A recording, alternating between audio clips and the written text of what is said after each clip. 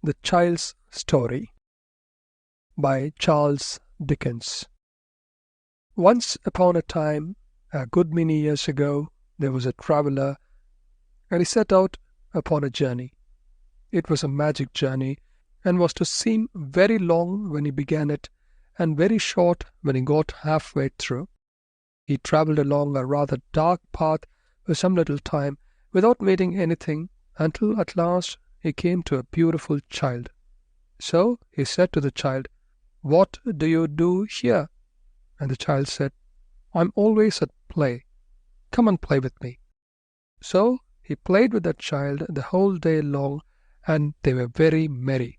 The sky was so blue, the sun was so bright, the water was so sparkling, the leaves were so green, the flowers were so lovely, and they heard such singing birds and saw so many butterflies that everything was beautiful. This was in fine weather. When it rained, they loved to watch the falling drops and to smell the fresh scents. When it blew, it was delightful to listen to the wind and fancy what it said as it came rushing from its home. Where was that, they wondered? Whistling and howling, driving the clouds before it, bending the trees, rumbling the chimneys, shaking the house, and making the sea roar in fury.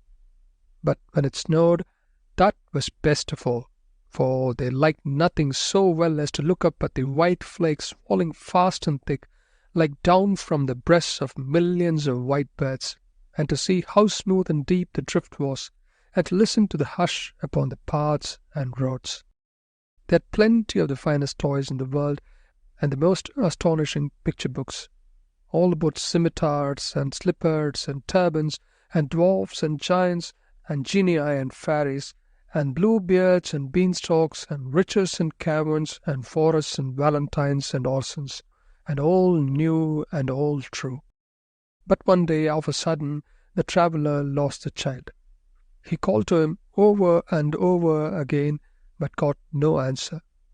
So he went upon his road and went on for a little while without meeting anything, until at last he came to a handsome boy.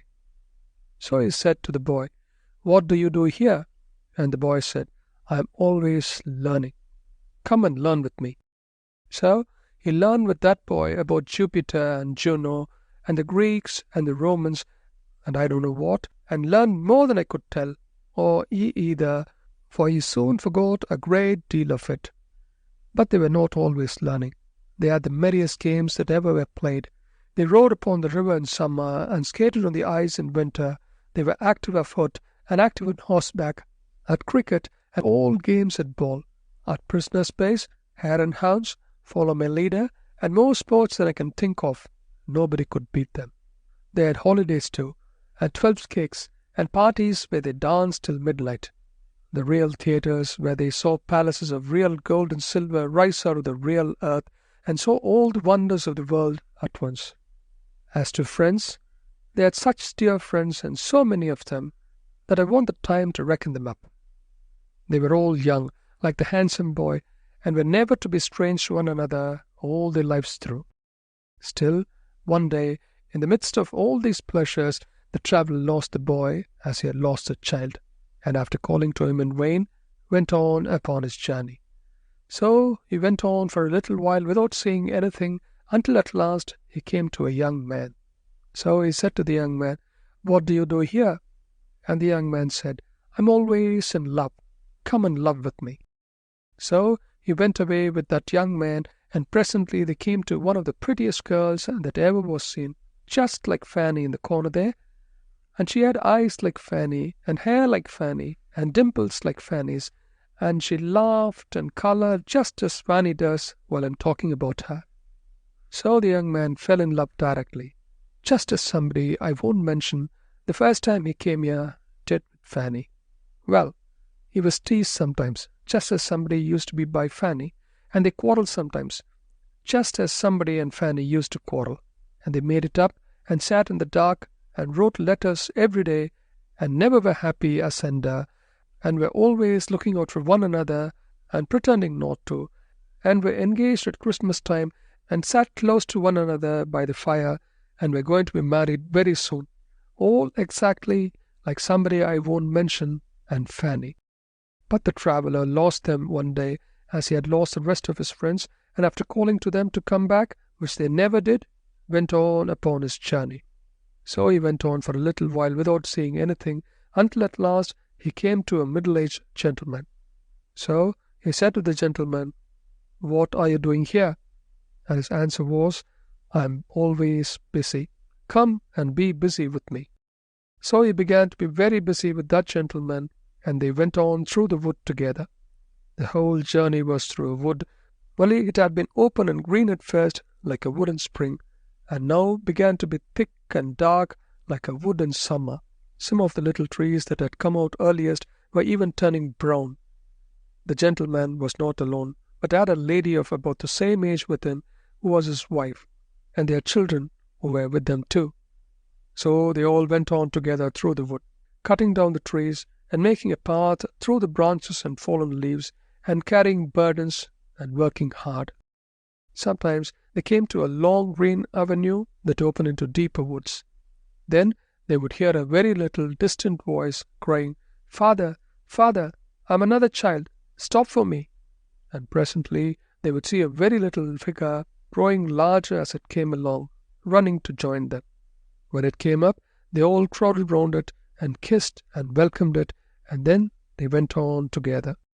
Sometimes they came to several avenues at once, and then they all stood still, and one of the children said, "Father, I am going to sea." Another said, "Father, I am going to India." And another, "Father, I am going to seek my fortune where I can."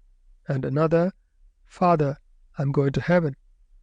So, with many tears at parting, they went solitary down those avenues, each child upon its way, and the child who went to heaven rose into the golden air and vanished. Whenever these partings happened, the traveller looked at the gentleman and saw him glance up at the sky above the trees, where the day was beginning to decline and the sunset to come on. He saw, too, that his hair was turning grey.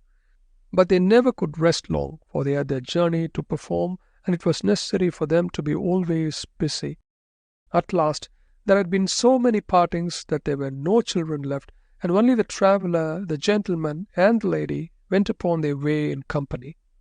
And now the wood was yellow, and now brown, and the leaves, even of the forest trees, began to fall. So they came to an avenue that was darker than the rest, and were pressing forward on their journey without looking down it, when the lady stopped.